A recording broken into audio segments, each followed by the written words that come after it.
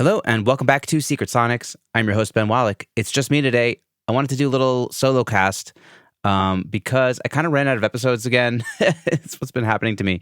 I think the end of the year, everybody was taking off except for me. And then I was reaching out to all these people. And I have all these people that accepted that want to come on the show, but they never booked a time. And I just kind of ran out of episodes. And between that and parenthood and all the insanity that my life has been for the past half a year, just had to accept it for what it is. And you know what? I think this is actually a great opportunity to kind of talk about things that I've been learning from the podcast and how I'm trying to apply them in my business and in the work I do. So I thought I would do a little solo cast today about, lessons I've taken from the past year in the podcast about mixing specifically and how I'm, going to plan on trying to apply them this year as an engineer. So let's just get right into it. Let's start with low end. This is something that has been a work in progress for forever for me, obviously. I learned a lot in the last year about it, and it's been, I'm continuing to improve. And I remember talking about Evan Morgan towards the beginning of last year of 2022 about getting the phase alignments right, and that being paramount and crucial for, getting that low end to really, feel right. And I was talking to Bob Horn in the previous episode of the podcast also about how the bass lines up with the kick drum and all these little minutia of the low end that matter so much. And that's something that I've been thinking about a lot and making sure that my bass and my kick are hitting at the right moments. And if I'm using multiple samples of kick drums and making sure that they're in phase with each other and sometimes even manually dragging them to the point where they sound right. And maybe that's just a few milliseconds either way. So I've been thinking a lot about phase alignment, getting the bass right. And Bob also talked about masking, moving frequencies away from the low end or moving frequencies, that are distracting other frequencies. So these are things that I'm constantly thinking about now. Also just being able to hear the low end really well in this room just that alone has helped me get better, low end. And that started with, first of all, moving into this room, which has great acoustics, and then getting these monitors, which I got a year and a half ago, the Focal shaped twins. Where the low end just is so nice and I can hear everything. And so maybe down to 40 hertz, maybe not mastering territory, but still I don't know, bass seems to be translating really well out of this room. But yeah, that's the biggest lesson in the low end is just getting it right, making sure that the phase is aligned and nothing is getting in the way and there's no masking and hearing everything that you need to hear in order to get that low end just right. The other thing, and this is maybe the biggest thing I've been thinking about, for the past year is stereo bus processing and how much I'm relying on it or versus how much maybe I shouldn't rely on it. So I mean, I remember back earlier this year, I spoke with Daniel Silberman and we got really deep into his stereo bus processing. And that, inspired me to buy a bunch of plugins and really experiment with digging into, pushing into certain plugins and getting different sounds. I remember I got the Pasiq, which is Plugin Alliance's Pultec with different frequency notches and stuff, and that thing adds so much amazing color to the bottom and the top. And I'm still using that here and again, and I've been using the Townhouse bus compressor a lot, and I find it's a superior SSL style compressor for getting the punchier SSL kind of thing. For softer stuff, not as much. But yeah, I've dug really hard into pushing into all kinds of things, including the black box from the HG, the HG2 or something from Plugin Alliance, which is phenomenal. And I really feel gives my mixes a massive depth, that kind of analog thing that people talk about. So experiment with really mixing into all these things. And then I chatted with Tim O'Sullivan, who was telling me about how deliverables are changing and we want to, every stem should kind of add up to the full mix. And so when you're doing that kind of thing, he's talking mostly about exporting for things that will eventually become Atmos mixes and stuff like that. That's not something I'm really worried about. But what did resonate with me is, if you get it right earlier in the chain and you're not so reliant on your bus compression, then, maybe your mixes will actually even be better. And so I've been thinking about that. And I've noticed that, sometimes I've been pushing too hard into some plugins, particularly the black box and stuff. And I've been figuring out how I can move it down the chain. So not necessarily on individual tracks, but on the buses that I use for, drums, bass, guitars, electric guitars, vocals, backing vocals, and using a lot of those same plugins I've been kind of working with and just pushing them at like an earlier stage of the mix, not in the stereo bus, but in like the actual, those buses like I was talking about. And so sometimes different amounts of that kind of saturation, let's say for like the black box plugin, or different amounts of, compression, on each of those. I'm still using bus compression. I haven't figured out a way to get rid of that yet. But like there's things inside the individual stems that I could do more of that affect those colors, and therefore there's less coloring on the master bus, and I'm less reliant on it, and I don't feel like there's any less glue. So maybe because I'm still using the stereo bus compression and stuff, but I'm finding that this is kind of working, trying to move those things that I was relying on in the stereo bus down the chain, and we'll see how the year how it pans out this year. But I'm going to be trying to continue to move things down the chain and see how that works for me. So that's something that I'm thinking a lot about. Trying to not rely as much on the stereo bus processing, not because I'm planning on doing anything with Atmos, because I'm really not, but nor could I in this room. I mean, unless I get like one of those headphones or something. But like I don't. I'm not that interested in it. But in order to get like better mixes from the get go and not relying so much on just like those few tools at the very end of the chain, like let's get the mix really proper down the line. So that's something that I've been thinking a lot about.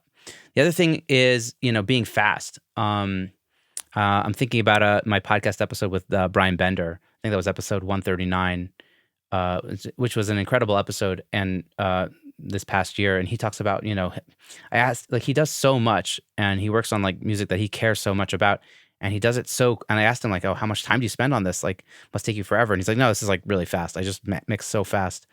And that I also spoke, this was more than a year ago, but with Noam Levenberg, also like mixing really, really fast and being intuitive and leaning into your creative what's intuition, basically. And so many times that gets you exactly where you need to go, versus like overthinking and trying too hard to do one thing or another. Sometimes working fast is the way to do it. And so I'm trying to do that, and just always get faster and always think more, intuitively and impulsively.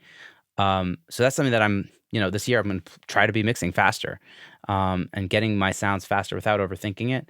I think there's almost like, this leads me kind of to my next one, which is my next lesson that I'm learning, that I'm going to try to do this year, is from Mikko Gordon, his episode, which I don't remember what the number was, but who's worked with The Smile and Arcade Fire and so many great artists that I love.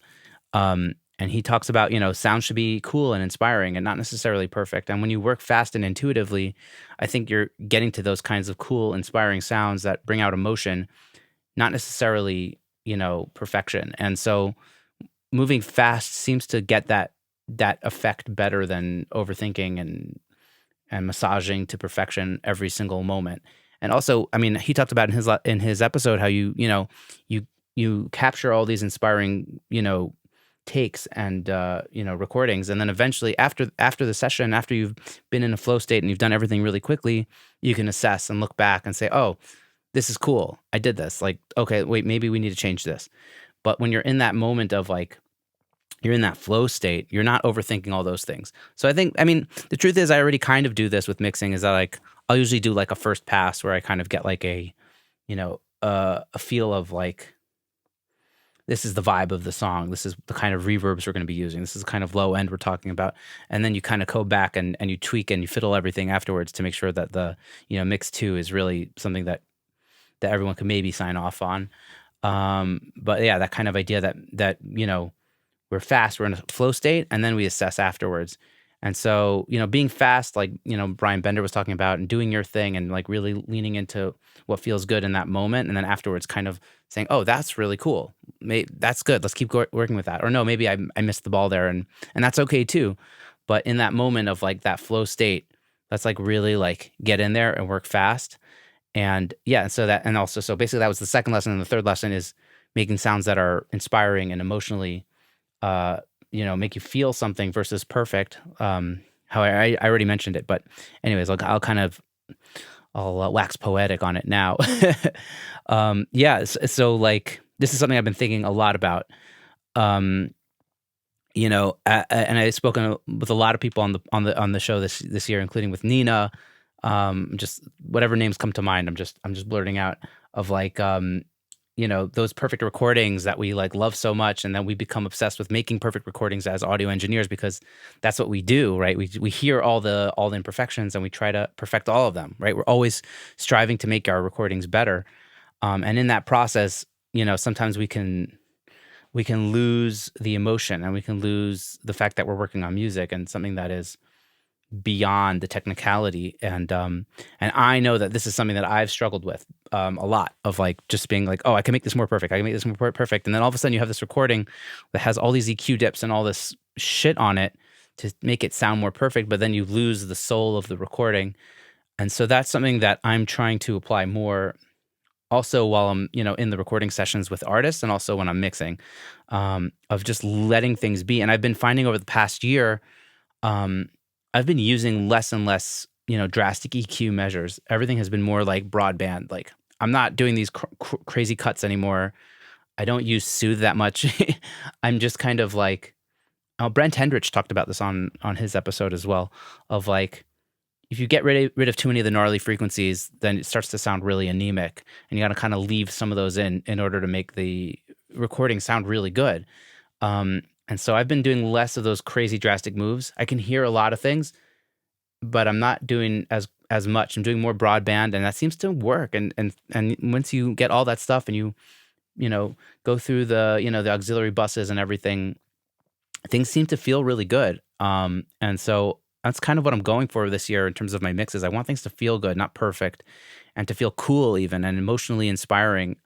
So I'm very much trying to walk away from that kind of like over-engineering things mentality to feeling it, and like Mikko said, this was like a big lesson he learned from Nigel Godrich, who's my favorite producer because Radiohead's like my favorite band, of like, sound should be inspiring. They shouldn't sound like anything perfect, specific. Like as long as you're inspired by it, it's a good sound.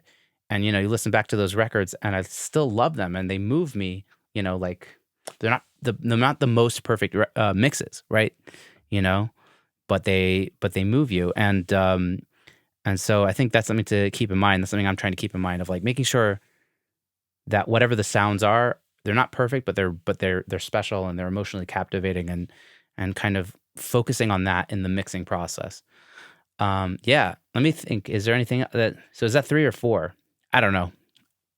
Let's see. We talked about getting the low end right. We talked about stereo bus processing. We talked about being fast, and we talked about getting sounds that are inspiring and not perfect. And so the fifth one is, this is also related. They're all kind of related. The fifth one is stay out of the way. Less EQ, less compression can do more. And this goes back to that Brent Hendrich thing that I just mentioned, and also Josh Bonanno, who's kind of a minimalist mixer. He uses as little as he can, basically. And he also starts from the ground up. He's not working so much on the stereo bus. This is something that I'm thinking about a lot, of like, how little can I do at the beginning, you know what I mean, of the chain? Like, you don't have to go crazy on every single channel. There are some mixes where I like don't even touch things now, like, especially if they're like blips and bloops, you know what I mean? I don't know. some like, sometimes there's so many dense things in a mix. Maybe there's like 150 channels. Not everything really needs treatment. The producer kind of has it there, and you kind of just bring it up, and it's adding to the thing. But you don't have to go crazy. Yeah, not everything needs to be smashed to bits, EQ to bits. Things can kind of like be where they are. And I kind of talked also about using less sharp cues and more broadband, that kind of thing. Letting those sounds exist, and without having to, go crazy. Anyways, so these are kind of like the 5 things I've been thinking about, moving into this coming year of, obviously they already started in 2022, but moving forward into 2023, these are things I'm still thinking about, and still striving to improve upon. And so maybe this is some fodder for you guys to think about, what are some lessons you learned that you're trying to apply in your mixing, and keep at on that path. So yeah, I guess, I don't know what else I could talk about in terms of like this. I thought it'd be cool to make like a catchy, catchphrasey kind of title, like 5 lessons I'm applying to mixing this year. But that's basically it. Those are the things I'm thinking about right now in terms of mixing. I hope these help, and I hope, I hope you guys have a great week, and 2023 is off to a good start. And yeah, thank you for listening or watching or whatever you're doing. And I'll catch you on the next episode of Secret Sonics.